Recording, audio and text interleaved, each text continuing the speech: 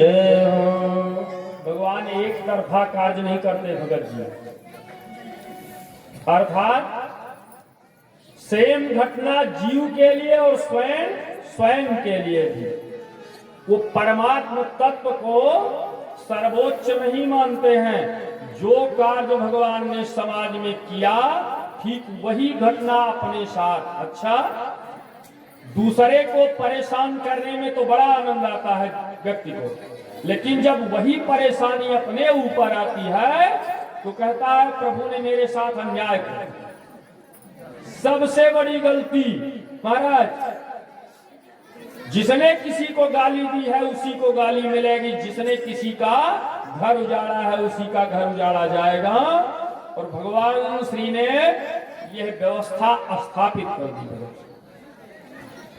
एक तथ्य हम विशेष रूप से सुझाना चाहते हैं कि राम को माने लेकिन राम की ना माने।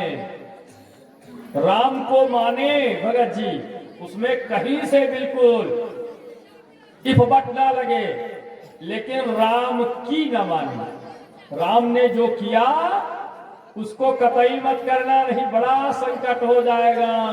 त्यक्ता सुदुष्टज सुरेप्सित राज्य लक्ष्मी धर्मेष्ठया जवचसा यदगाधरण्यम। रंच मात्र बात पर पूरा राज्य छोड़ करके चले गए, वनवासी हो गए। और अगर आप छोड़ देंगे भाई के लिए ना, तो दोबारा गद्दी की कौन बात करे। यहाँ अस्थियां भी विसर्जित करने के लिए जगह भाई नहीं छोड़ेगा। इसलिए राम को मानो लेकिन राम की। और कृष्ण के बारे में, कृष्ण की मानो लेकिन कृष्ण को मत मानो। कृष्ण ने जो किया उस पर विश्वास रखो, कृष्ण पर विश्वास मत रखो। औचित्य महाराज, कृष्ण का आचरण आज के कलयुग में, क्योंकि उस समय कलयुग की नींव पड़ चुकी थी, ये हमारे लिए ग्राह्य। महाराज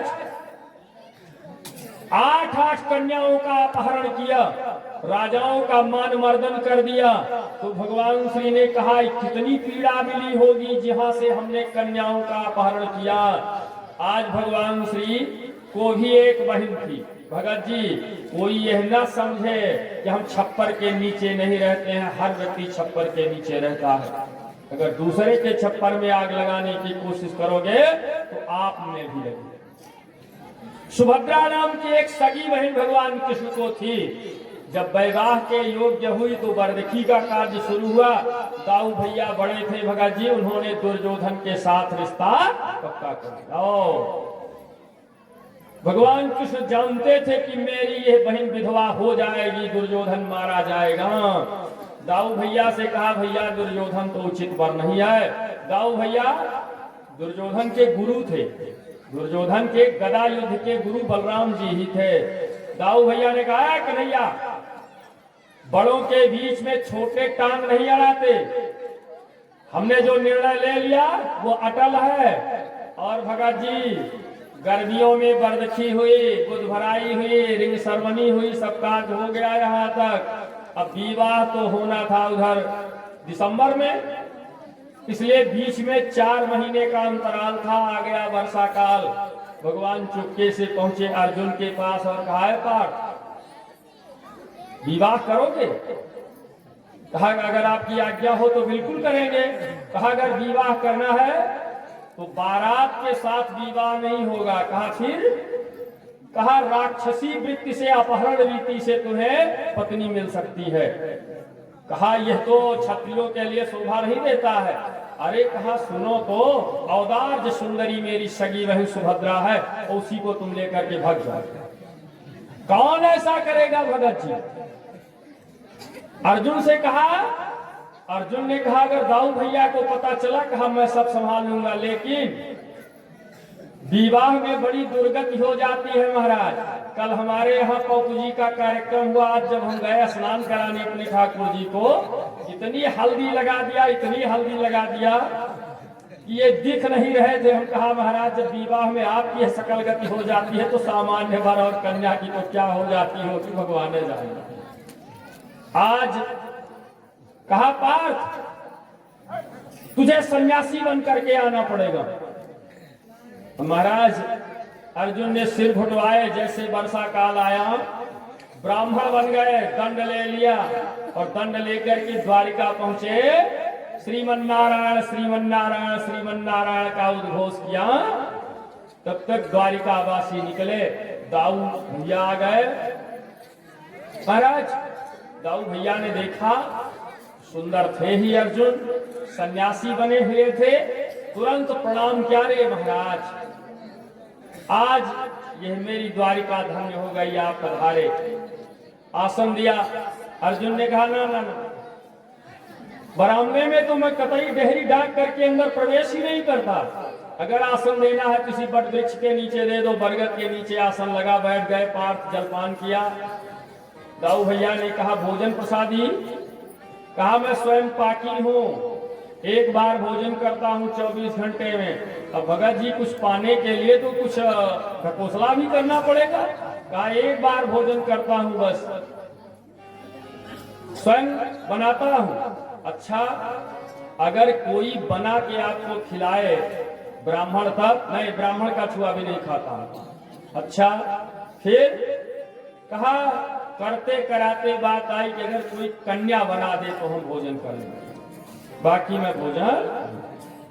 दाऊ भैया ने कहा मेरी बहन सुभद्रा है, वही बनाएगी।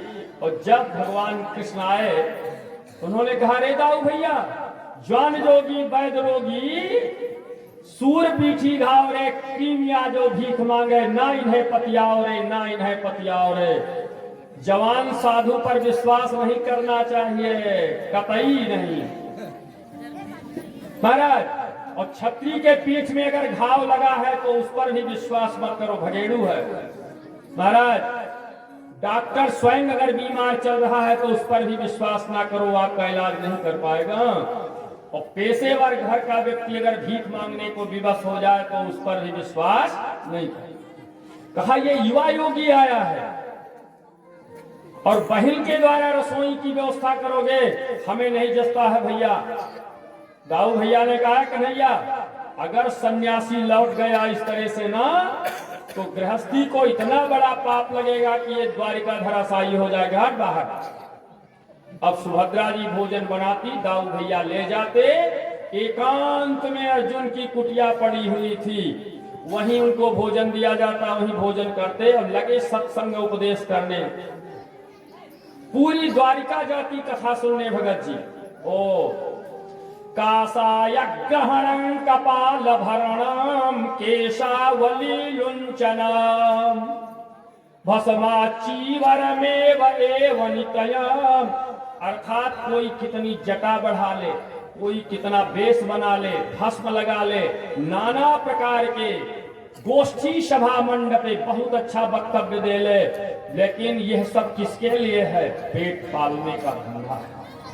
सर्वे चोदर पूर्णार्थ नपनम न श्रेयसं कारणम। यह कल्याणकारी कार्य नहीं है भगत जी, ये सब ढकोसलेबाजी है। अरे भरथरी ने कहा महाराज कि हमने उत्खातम निसंकया धाता गिरोर बात दे, हमने धरती खोद डाली लेकिन कहीं तत्व तो मुझे नहीं मिल पाया। मंत्राराधन तत्परेण मनसा निशावसाने निशा, श्मशान में बैठ करके हमने साधना की लेकिन वहां भी नहीं मिला मुझे महाराज। तो तत्व मिलेगा कहाँ? कृष्णे धुना मुंचमाम। अगर कृष्णा से रहित हो जाएंगे आप तब मिलेगा, इससे पहले नहीं मिल सकता। बाकी सब ढकोस लेगा। पूरी द्वारिका जाती, कथा सुनती, वाह वाह अर्जुन की होती। और भगवान कृष्ण कभी कथा में नहीं गए, लेकिन जब सब श्रोता चले आए तो मध्य रात्रि में भगवान जाए अर्जुन के पास है। कोई दिक्कत तो नहीं है? नहीं बढ़िया चले। आज चौमासा बीतने का समय आया।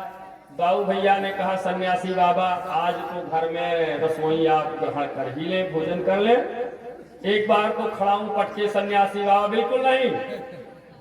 लेकिन जब दाऊ भैया ने आग्रह किया तो कहा ठीक है। आए कृष्ण से बताए, कहा आज वो सन्यासी आंगन में भोजन करेगा। कन्हैया ने कहा यह तो कतई नहीं होगा, वो युवा सन्यासी घर में प्रवेश कर नहीं सकता। दाऊ भैया ने कहा सन्यासी आएगा, आंगन में भोजन करेगा। और भोजन की शर्त रख दिया था अर्जुन ने। महाराज अवधेश जी कहा, कन्या बनाएगी भोजन, आंगन में थाली रख दी जाएगी जल के साथ, वो अपनी रसोई में होगी, सब जितने घर के लोग होंगे वो बाहर होंगे, और जब मैं भोजन करके हाथ धोने के लिए निकलूंगा तभी कोई मुझे देखे। इस शर्त पर अगर आप माने तब तो मैं भोजन करूंगा, अन्यथा नहीं। दाऊ भैया ने पूरा घर खाली करवा दिया भगत जी। कन्हैया ने विरोध किया, कहा बिल्कुल उचित नहीं है, लेकिन दाऊ भैया नहीं माने। कन्हैया ने तुरंत रथ तैयार किया और पिछवाड़े खड़ा किया। सुभद्रा से कहा, सुन सुभद्रे, अब 1 महीने बचे हुए हैं, अगहन में तेरी शादी हो जाएगी विवाह दुर्योधन के साथ, तो अर्जुन को अपना पति बना, वो रथ तैयार रहेगा, क्लाक से उसी रथ पर बैठना और निकल लेना, भाग जाना पीछे से, और जब हम जानेंगे तब का तब होगा। और देखना जब हमारा और दाऊ भैया का दर्शन हो, अर्थात हम ढूंढने के लिए निकलेंगे, तो जब देखना तो पहले तो अर्जुन रथ हाँकेंगे, लेकिन जब मैं सामने पहुंचूं तो तू रथ की बागडोर पकड़ लेगा। बस ये सीख सुभद्रा को दे दिया कृष्ण ने। अब दरवाजे पर बैठ गए, दाऊ भैया से कह रहे हैं कि आपने बहुत गलत किया, बहुत गलत किया। सन्यासी को न्योता दे दिया घर के अंदर। आए, आंगन में पीढ़ा रखा गया, जल रखा गया, अर्जुन बैठ गए, दंड खड़ा कर दिया किनारे पर। दाऊ भैया निकल आए, सुभद्रा से कहा भोजन परोसो। सुभद्रा भोजन की थाली लाई।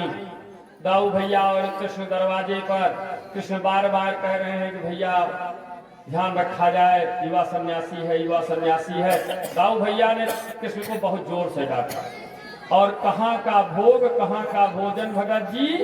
अर्जुन निकले, खट पिछवाड़े खिड़की की तरफ रथ खड़ा था, उसी पर सुभद्रा को बैठाए, लेके भगे, निकल गए। अब 20 मिनट, 25 मिनट, आधा घंटा, 40 मिनट, 50 मिनट, 1 घंटा। दाऊ भैया को शंका हुई कि सन्यासी कितनी देर भोजन करेगा। जब गए आंगन में देखा तो थाली वैसे की वैसी, जल पात्र वैसे का वैसे, दंड खड़ा, न सन्यासी न भोजन बनाने वाली गायब। अब क्या करे दाऊ भैया, सकते में आ गए, अरे कृष्ण गजब हो गया, गजब हो गया। कहा क्या हुआ, कहा सन्यासी गायब और सुभद्रा भी गायब है। कन्हैया ने कहा मैं कह रहा था भैया, सारा कलंक सिर पर लाद लिया, अब तो गड़बड़ हो गया। दाऊ भैया ने कहा कन्हैया ढूंढा जाए।